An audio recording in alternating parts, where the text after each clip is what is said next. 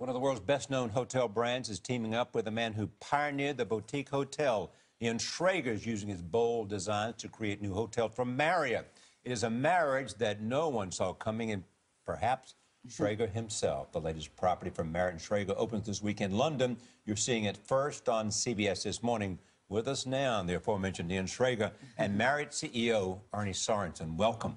Thank you. So what's this all about, this combination between this boutique genius and this sort of large international hotel chain? I think it's a marriage of extraordinary skills. Really? So Ian brings this keen eye for a special boutique experience around design, and he can describe it better than I can, so I'll let him do that. But it's a place where he's been playing for a long time.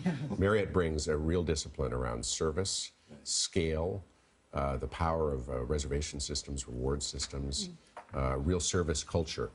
And you marry that culture with that ethos that Ian brings, and we think you can have it all. Beyond London edition, just tell us what it is that you think a great hotel ought to do and be. Elevated experience. Make it special. Make you feel great.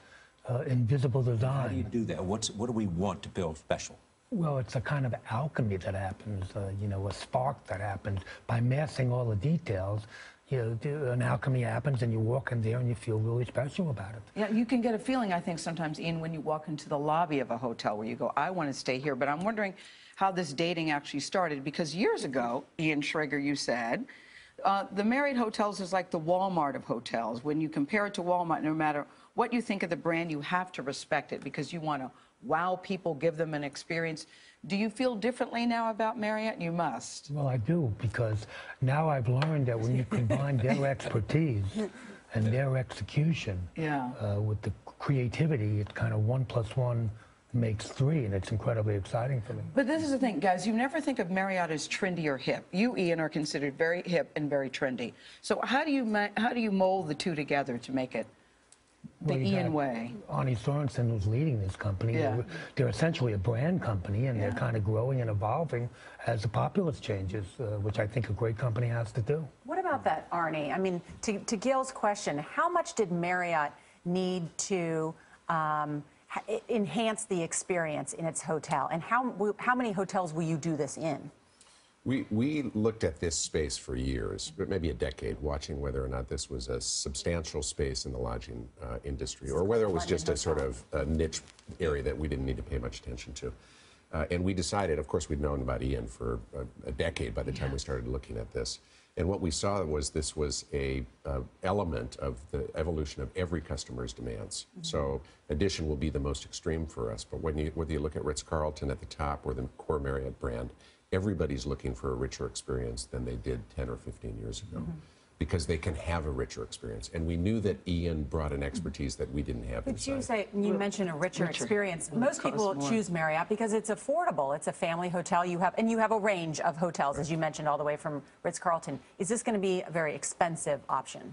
The additions will be luxury hotels, but they're going to be luxury hotels that offer both this extraordinary design and great service.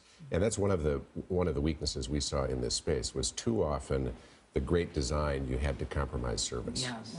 So you might have a great lobby, but a lousy Were you all seat. picking out fabric swatches and colors? Did you say, I want a certain color scheme and I want a certain look? You know, fabric is very important, Ian. You know exactly what I mean.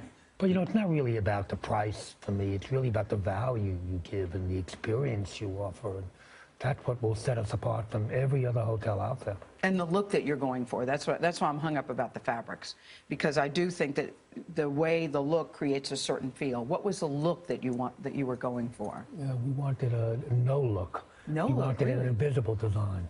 We wanted something really, really simple.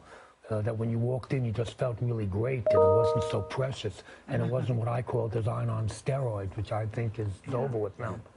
Two questions. One is where do you find the ideas? I mean, you want them to create an experience. Where do you find it? Do you travel? Do you go everywhere you can?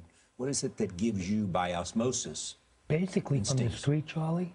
All the ideas are out there in the street in a very kind of raw way, and you kind of like just have to kind of grab onto something, see something other people don't see, and kind of interpret it. Yeah. And does it have to necessarily be that more expensive to be more creative and more interesting and more experiential? Absolutely not. Exactly. I think that's a fair point. I mean, the additions, the three that we're doing on our balance sheet, which is very unusual on the side of our commitment to this, are Miami, New York, and London. They're all very expensive real estate markets. They also benefit from being great hotel markets. Yeah. Can't wait. Right. Can't wait to go to New York. Ian Traeger, Arnie Sorensen. Great to have both of you here. Thanks so much. Good looking tie, too. Thank you. I like yours.